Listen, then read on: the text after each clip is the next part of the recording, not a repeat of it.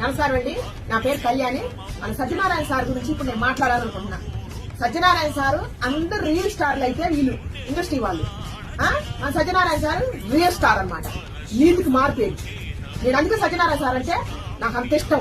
ఎక్కడ సమస్య వచ్చినా కూడా నేను సత్యనారాయణ సార్ పేరే తీసుకొస్తాను. నేను మీడియాలో చెప్పిన కాంచి కూడా ఈ సమస్య మీద ఆయన స్పందించేనే ఈ సమస్య సాల్వ్ అవుతుంది. అందుకని సత్యనారాయణ సార్ నేను మిమ్మల్ని అడుగుతున్నా, ఐబొమ్మ రవి చేసిన పనికి నష్టం ఇండస్ట్రీ మొత్తానికి రాదు. కోట్లు కొట్టి వాళ్ళకి వచ్చే నష్టం కూడా ఊడేది ఏం లేదు సార్. దయచేసి చెబుతున్నా, అది తప్పు అని చెప్పి మీకు సవాల్ వేసేటప్పుడు చాలా తప్పు, అది కూడా నేను చెబుతున్నా. కానీ మీరు సవాలుగా తీసుకొని ఆయన పట్టుకున్నారు కరెక్టే కానీ మరి సమాజంలో మీకు కంటికి కనపడే చాలా ఉన్నాయి కదా సార్. మందులాగే ఎన్ని జీవితాలు నాశనం అయిపోతున్నాయి. ఎప్పటి నుంచి నేను పుట్టక ముందు నుంచి మీరు పుట్టక ముందు నుంచి ఈ సవాల్ నుంచి పేద ప్రజలు అసలు బయటికి రాలేకపోతున్నారు. వాళ్ళు చెప్పే మాటలు ఎవ్వరూ సాల్వ్ చేయలేకపోతున్నారు. నేను కూడా అదే అడుగుతున్నా, మరి మద్యం షాపులు ఎందుకు పని చేయట్లేదు సార్? ఎందుకు అడగట్లేదు? సినిమాల్లో కూడా బెటర్ కదా, ఆహాలు ఒంటికి ఆరోగ్యానికి మంచిది కాదని చెప్పి ప్రతి డాక్టర్ కాడికి పోతే కూడా అదే చెప్తారు కదా. మరి దాని మీద మీరు ఎందుకు చర్య తీసుకోవట్లేదు సార్? దానివల్ల ఎన్ని కుటుంబాలు నష్టపోతున్నాయి తాగి. ఆ తాగిన వాళ్ళు ఇళ్లలో ఆ భర్తలు ఉంటే ఆ భార్యలు పడే కష్టాలు ఎన్ని ఉంటున్నాయి. ప్రతి గృహిణికి ఉంటున్నాయి. వాళ్ళ కన్నీళ్లు మీకు దానట్లేదా? దాని మీద మీరు ఎందుకు చర్య తీసుకోవట్లేదు?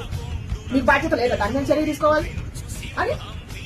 దీని మీద కదా మీరు చర్య తీసుకోవాల్సింది. దీని మీద చర్య తీసుకుంటే ప్రతి గృహిణికి మీరు న్యాయం చేసిన వాళ్ళు అవుతారు సార్.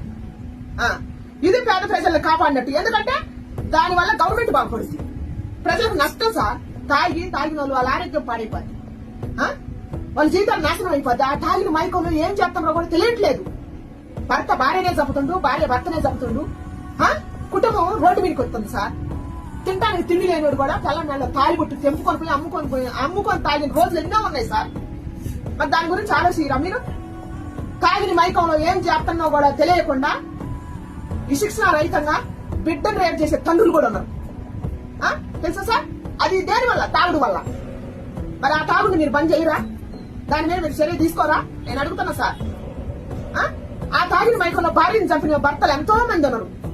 మీకు తెలియదా ఈ పచ్చి నిజం? ఈ తాగుడు వల్ల కుర్రోళ్ళ జీవితాలు నాశనం అయిపోతున్నాయి సార్.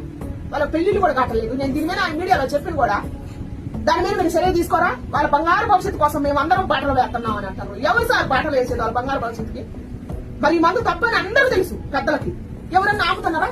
ఆపట్లేదుగా. సిగరెట్ తప్పని చెబుతుంది. మరి సిగరెట్ బ్యాన్ చేస్తారా? తాగేవాడిని తిడతారు కానీ అసలు తయారు చేసేవాడిని ఎందుకు ఆపట్లేదు? నేను అడుగుతున్నా సార్. మీకే నేను అడుగుతున్నా, మీరు ధర్మమూర్తులు కాబట్టి. ఇంకెవరు చెప్పినా దొంగలే. సిగరెట్ తయారు చేసేవాడిని ఆపండి, మందు తయారు చేసేవాడిని ఆపండి. నేను దయచేసి మిమ్మల్ని చేతులు జోడి